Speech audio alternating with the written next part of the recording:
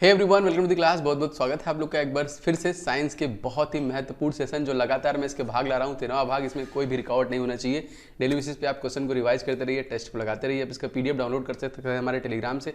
Telegram आपको find करने में आई थिंक प्रॉब्लम हो रहा है। आप सिंपली देखिए डिस्क्रिप्शन बॉक्स में लास्ट में लिंक है टेलीग्राम का, या फिर @ओम जायसवाल आप सर्च करके भी देखिए टेलीग्राम ज्वाइन कर सकते हैं। बहुत सारे लोग ज्वाइन कर चुके हैं, या फिर मैंने एक और लिंक दिया है टॉप 1500 स्टूडेंट वाला, उसमें भी मैं आपको ये पीडीएफ दे रहा हूँ। दोनों जगह पीडीएफ मिल रहा है, तो आप लोग वहाँ से डाउनलोड करके रिवाइज करते रहिए।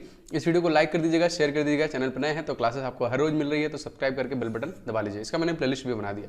एंड दोस्तों, I am also educator eight Unacademy platform पर भी आप मुझे फॉलो कर लेंगे, तो वहाँ पे भी मेरे द्वारा फ्री कोर्सेज जितने भी मिल रहे हैं आप उन सभी को देख सकते हैं। देखिए, मैं हिस्ट्री, पॉलिटी, ज्योग्राफी, इन सभी के टॉपिक जो लगातार इंपॉर्टेंट है, क्वेश्चन इंपॉर्टेंट है, वो मैं कवर कर रहा हूँ। प्लस मैथ मैंने कवर किया है, उसका लिंक मैंने डिस्क्रिप्शन बॉक्स में दिया है। बस आपको एक कोड लगाना पड़ेगा OJ10। OJ ओम जायसवाल मेरा शॉर्ट फॉर्म है। OJ10 मतलब आप इससे जो कि सेशन को फ्री में देख सकते हैं, एंड इसी से आपको 10% के डिस्काउंट में मिल जाती है। एंड बहुत सारे बैचेज वगैरह आ गए हैं, जैसे अगर आपका NTPC रह गया है, CBT 2 के लिए रेडी करना है, तो देखिए एक हिंदी माध्यम का बैच आ गया है। 2 जून से आप इसे ज्वाइन कर सकते हैं। इसमें RRB ग्रुप डी को भी कवर कर दिया जाएगा।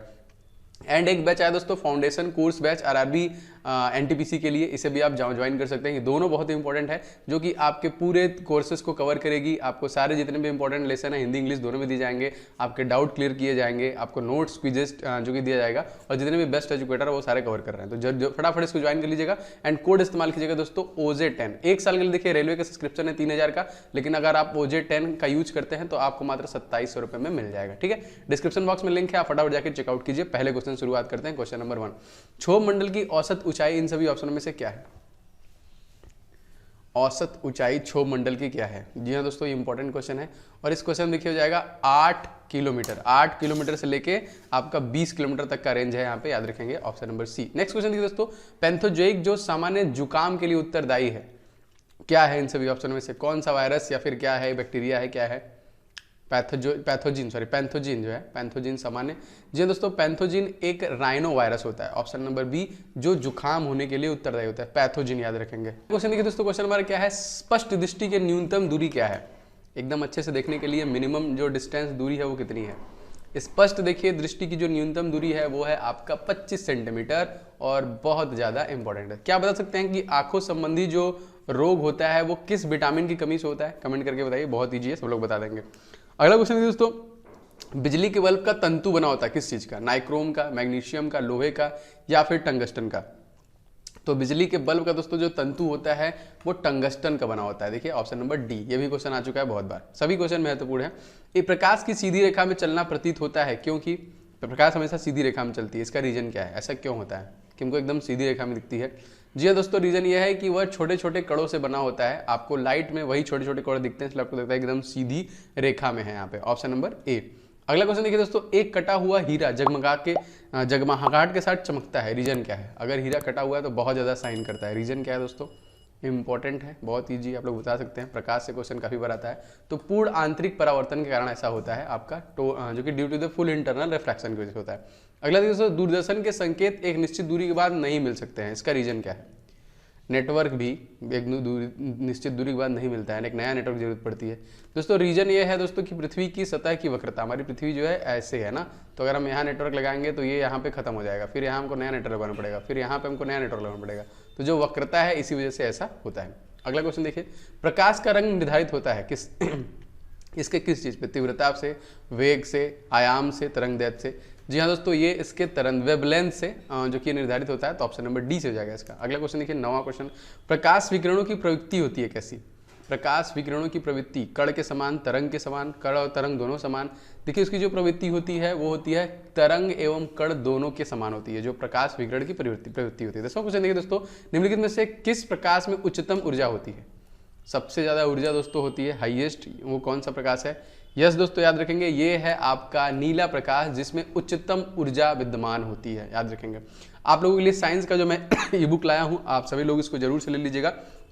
1000 क्वेश्चन है, अभी भी हमारे पास समय है। इसमें physics plus chemistry plus bio के ऐसे प्रश्नों को लिया गया है जो अति संभावित मोस्ट इंपॉर्टेंट है, एंड बहुत सारे ऐसे प्रश्न जो काफी बार बार हर 2 साल 4 साल 3 साल बाद रिपीट किए गए हैं। तो ये अगर आप ले लेते हैं तो आप 1000 क्वेश्चन पूरा रेडी करेंगे। मैक्सिमम क्वेश्चन आपको यहाँ से देखने के लिए मिलेंगे, एंड इन सभी प्रश्नों के दोस्तों मैंने डिटेल भी दी है। अगर 1000 क्वेश्चन है तो 1000 डिटेल भी मैंने क्वेश्चन के साथ साथ दिया हुआ है, तो आपको याद करने में और भी अच्छा लगेगा। एंड इसी के साथ हमने जीके को भी कवर किया है। जीके के लगभग 70 टॉपिक मैंने कवर कर दिए हैं। इससे बाहर आपका जीके कभी नहीं हो ही नहीं सकता कि बाहर निकल जाए। लगभग सारे जितने भी महत्वपूर्ण टॉपिक बन सकते हैं उन सबको मैंने ले लिया। आप देख भी सकते हैं डिस्क्रिप्शन बॉक्स में लिंक है खोल के कि कौन कौन से टॉपिक हैं, क्या वो रियली आपके लिए जरूरी है। तो अगर आपको समझ में आएगा तो लीजिएगा, अदरवाइज मत लीजिएगा। तो ये भी इंपॉर्टेंट है स्पेशली फॉर ग्रुप डी। आप डिस्क्रिप्शन बॉक्स में लिंक है, वहां से देख सकते हैं।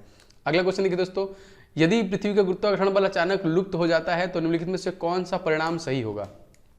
अगर गुरुत्वाकर्षण ग्रेविटी खत्म हो गई तो कौन सा परिणाम सही होगा? जी हाँ, सही आंसर की बात करेंगे तो ये हो जाएगा वस्तु का भार शून्य हो जाएगा, परंतु द्रव्यमान जो कि आपका वही रहेगा। अगला क्वेश्चन देखिए दोस्तों क्या है, अपने कक्ष में एक उपग्रह पृथ्वी के चक्कर लगाता है, वह ऐसा निम्नलिखित में से किस कारण से करता है? एक उपग्रह पृथ्वी के चक्कर लगाता है, जैसे चंद्रमा चक्कर लगाती है, तो ऐसा किस वजह से होता है दोस्तों? ऐसा होता है अभिकेंद्री बल के कारण होता है। ऑप्शन नंबर सी, अभिकेंद्री बल के कारण। अगला क्वेश्चन देखिए दोस्तों क्या है, सामान्य ट्यूबलाइट में कौन सी गैस होती है? सामान्य जो ट्यूबलाइट होता है इसमें कौन सी गैस होती है? आर्गन के साथ सोडियम पेपर। जी हाँ, इस क्वेश्चन में हो जाएगा दोस्तों आर्गन के साथ mercury. Option number D, argon के साथ मरकरी। अगला क्वेश्चन दोस्तों, ट्रांजिस्टर बनाने के लिए सर्वाधिक प्रयुक्त पदार्थ कौन सा है? ट्रांजिस्टर को बनाने के लिए सर्वाधिक प्रयुक्त पदार्थ कौन सा? तांबा, एल्यूमिनियम, सिलिकॉन, चांदी। जी हाँ दोस्तों, बिल्कुल हो जाएगा आपका सिलिकॉन जो है ट्रांजिस्टर बनाने के लिए एक प्रयुक्त पदार्थ माना जाता है। अगला क्वेश्चन देखिए क्या दोस्तों, हाइड्रोजन बम विकसित किया गया था। हाइड्रोजन बम सैमुअल कोहेन के द्वारा, एडवर्ड टेलर के द्वारा, मार्कोनी के द्वारा, फिर इनमें से कोई नहीं। तो हाइड्रोजन बम को दोस्तों विकसित किया गया था एडवर्ड टेलर के द्वारा। किसके द्वारा? एडवर्ड टेलर के द्वारा। याद रखेंगे, इंपॉर्टेंट है। अगला क्वेश्चन देखिए, अच्छा एक क्वेश्चन इसमें मैं आपको पूछ रहा हूँ, आप लोग बताना है ऑटो हॉर्न ने किसका निर्माण किया था? ठीक है, बताना है कमेंट करके, ऑटो हॉर्न। अगला क्वेश्चन है आप लोगों के लिए दोस्तों, परमाणु बम किस सिद्धांत पर आधारित है? परमाणु बम जो है ये किस सिद्धांत पर आधारित है? तो बिल्कुल दोस्तों, परमाणु बम जो है ये आपका नाभिकीय विखंडन पे जो कि आधारित है। जैसे हमारा सूर्य भगवान है तो ये देखिए नाभिकीय संलयन पर आधारित है। 17वां क्वेश्चन दोस्तों, राष्ट्रीय भौतिक प्रयोगशाला कहाँ पे स्थित है? राष्ट्रीय भौतिक प्रयोगशाला कोलकाता, नई दिल्ली, चेन्नई या फिर कर्नाटका? तो जो भौतिक प्रयोगशाला दोस्तों ये आपकी नई दिल्ली में स्थित है, New Delhi. Option number B. आपको बताना है दोस्तों एलजी कौन है न्यू दिल्ली के? अरविंद केजरीवाल सीएम है। अगला देखिए दोस्तों, लोहा जिससे प्राप्त किया जाता है वो क्या है? चूने का पत्थर, मोनाजाइट रेत, पिच ब्लेड या फिर हेमेटाइट? तो जी हाँ दोस्तों, लोहा जिससे प्राप्त किया जाता है वो है आपका हेमेटाइट। ऑप्शन नंबर डी से जाएगा, हेमेटाइट। नेक्स्ट देखिए दोस्तों, निम्नलिखित में से किस उद्योग में अभ्रक कच्चे माल के रूप में प्रयुक्त होता है? निम्नलिखित में से किस उद्योग में अभ्रक जो होता है वो कच्चे माल के रूप में प्रयुक्त होता है? तो बिल्कुल से दोस्तों हो जाएगा इस क्वेश्चन में आपका इलेक्ट्रिसिटी, विद्युत के रूप में। डी इज राइट यहाँ पे। 20वां क्वेश्चन देखिए दोस्तों, जर्मन सिल्वर में चांदी का प्रतिशत होता है। जर्मन सिल्वर में चांदी का प्रतिशत कितना होता है? 1%, 5%, 2% या फिर 0%? तो जर्मन सिल्वर में दोस्तों चांदी जो होता है वो 0 होता है, 0% होता है, याद रखेंगे। इस वीडियो को दोस्तों आप सभी लोग लाइक एंड शेयर जरूर किया करो, जो लगातार मुझे मोटिवेशन देता है, आपका अप्रिसिएशन होता है, और मुझे पता भी लगता है कितने लोग क्लासेस की जरूरत है, नीड है। तो आप सभी लोग लाइक जरूर करके अपनी प्रतिक्रियाओं को दिया करिए। एंड इस चैनल पर नए हैं तो सब्सक्राइब करके बेल बटन ऑन कर लेंगे, तो आपको लगातार नोटिफिकेशन वगैरह मिलते रहेंगे। आगे बढ़ते हैं क्वेश्चन में, निम्नलिखित तत्वों में से कौन सर्वाधिक यौगिक निर्माण करता है? सर्वाधिक यौगिक निर्माण, हाइड्रोजन, कार्बन, ऑक्सीजन या फिर नाइट्रोजन? तो बिल्कुल से जाएगा इस क्वेश्चन में सर्वाधिक यौगिक निर्माण। ऑप्शन नंबर देखिए बी, याद रखेंगे, carbon is the right answer. ये क्या है आपका? कार्बन। अगला क्वेश्चन देखो दोस्तों, पेंसिल का लेड बना होता है, किस चीज का बना होता है? ग्रेफाइट का, चारकोल का, कोयला का या फिर लैंप ब्लैक का? तो पेंसिल का दोस्तों जो लेड बना होता है ये आपका ग्रेफाइट का बना होता है। ए इज राइट। किसका बना होता है? ग्रेफाइट का बना होता है। नेक्स्ट देखिए दोस्तों, निम्नलिखित में से कौन सी गैस नोबल गैस कहलाती है? हाइड्रोजन, हीलियम, कार्बन डाइऑक्साइड या फिर ऑक्सीजन? तो जस्ट यू आर राइट। इस क्वेश्चन में सही आंसर हो जाएगा आपका हीलियम जो है, इसको हम लोग नोबल गैस भी मानते हैं। इन सभी ऑप्शनों में से नोबल गैस भी उसको कहते हैं। अगला देखिए दोस्तों, रसायन उद्योग में कौन सा तेजाब मूल रासायनिक माना जाता है? मतलब मूल रूप से तेजाब माना जाता है वो कौन है? किसको हम लोग तेजाब कह सकते हैं? जी हाँ, सही आंसर हो जाएगा इस क्वेश्चन में ये आपका H2SO4 यहाँ पे, option number D, sulphuric acid. अगला क्वेश्चन देखिए आपका क्या है, आयरन की सर्वाधिक मात्रा इन सभी ऑप्शनों में किसमें पाई जाती है? सेव, आंवला, लीची या फिर अनानास? सबसे ज्यादा आयरन, लोहा किसमें पाया जाता है? जी हाँ दोस्तों, आयरन की मात्रा सबसे ज्यादा सेव में पाई जाती है, Apple. Option number A is right. अगला क्वेश्चन देखिए दोस्तों, क्वेश्चन हमारा क्या है, सेव की सुगंध मुख्यतः किसी एक कारण होती है? किसकी वजह से सेव में ऐसा सुगंध आता है, फिर मीठापन कह सकते हैं? क्या है दोस्तों ये? बिल्कुल सही, इसमें देखिए पाया जाता है मौलिक एसिड। ठीक है, option number C is right, malic acid. अगला क्वेश्चन देखिए दोस्तों, प्याज और लहसुन में गंध किस तत्व की उपस्थिति के कारण होता है? प्याज और लहसुन में जो गंध होता है उसमें क्या ऐसा उपस्थित होता है? जी हाँ दोस्तों, ये होता है पोटेशियम की वजह से। Option number B is right, potassium. अगला क्वेश्चन देखिए, ग्लूकागोन नामक हार्मोन का स्रवण कहाँ से होता है? ग्लूकागोन जो नामक हार्मोन है, इसका स्रवण कहाँ से होता है? ये दोस्तों, इसका जो स्रवण होता है ये होता है आपका अल्फा कोशिका से होता है। ऑप्शन नंबर ए याद रखेंगे, अल्फा कोशिका से। अगला क्वेश्चन देखिए दोस्तों 29वां, भैंस के दूध में औसत वसा की मात्रा कितनी होती है? भैंस के दूध में फैट जो होता है वो कितना होता है? 10, 15?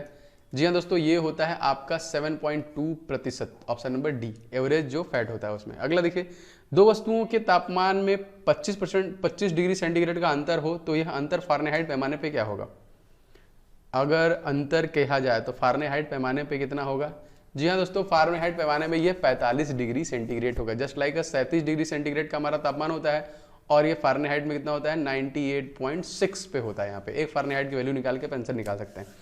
तो ये थी दोस्तों आज की क्लास। आप लोग बताइए ये क्लास आपको कैसा लगा? पसंद आया हो दोस्तों सभी लोग लाइक जरूर कीजिएगा एंड शेयर कीजिएगा दोस्तों के साथ इसको, और चैनल पर नए होंगे तो सब्सक्राइब करके बेल बटन को ऑन कर लेंगे तो लगातार क्लासेस के नोटिफिकेशन मिलेंगे। एंड बाकी सभी महत्वपूर्ण पीडीएफ का लिंक मैंने डिस्क्रिप्शन बॉक्स में डाल दिया, वहाँ से इसको ले सकते हैं। मिलेंगे नेक्स्ट क्लास में, तब तक के लिए जय हिंद, वंदे मातरम।